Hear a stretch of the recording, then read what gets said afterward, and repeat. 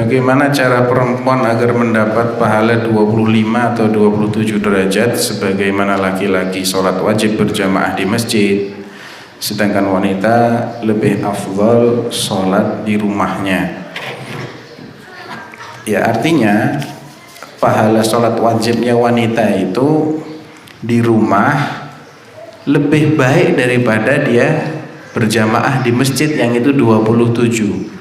Jadi walaupun tidak dilipat gandakan secara jumlah, tapi secara bobot lebih baik. Makanya dari awal ada pelipat gandaan secara apa?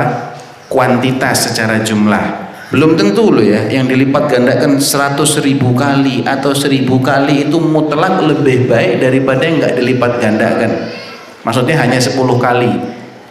Contohnya sholat di masjid, tapi dia bisa khusyuk, dia bisa ikhlas, dia bisa sempurnakan mulai dari syarat-syaratnya, rukun-rukunnya, wajib-wajibnya, sunnah-sunnahnya, dibandingkan dengan orang yang sholat di Masjid Nabawi tapi nggak khusyuk sama sekali, tapi dia nggak sempurna toharohnya maupun rukun dan sunnah-sunnahnya. Belum tentu yang sholat di Masjid Nabawi itu berat kebaikan sholatnya itu lebih daripada yang sholat di masjid lain di kampungnya, walaupun secara jumlah itu dilipat gandakan sampai 1000 kali. Tapi kalau yang 1000 itu bukan dalam rangka meremehkan, bukan ya, cuman analogi saja. Misalnya bobotnya hanya kerikil 1000 butir dengan batu besar, beratan batu besar walaupun cuma satu batunya. Jadi kita harus perhatikan juga secara kualitas bagaimana ya.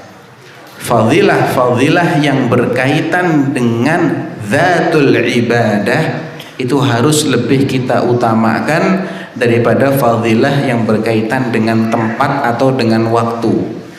Ini kaidah penting. Kalau antum disuruh milih dua, misal sholat di misalnya ya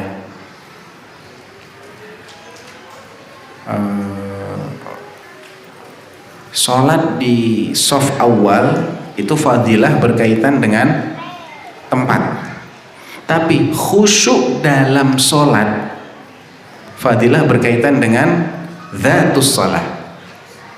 Sholat di misalnya habis tawaf, dia mau sholat 2 rakaat setelah tawaf, dianjurkan menjadikan makam Ibrahim antara dia dengan Ka'bah, memilih tempat yang bisa menjadikan makam Ibrahim antara dia dengan Ka'bah. Itu fadilah berkaitan dengan tempat, tapi khusyuknya dia dalam 2 rakaat tadi itu berkaitan dengan dzatus shalah. Kalau dia disuruh milih, kalau saya di situ saya nggak akan bisa khusyuk, orang berseliweran ya, maka carilah tempat yang agak jauh walaupun nggak bisa memposisikan makam Ibrahim antara kita dengan Ka'bah. Yang penting kita bisa khusyuk ya.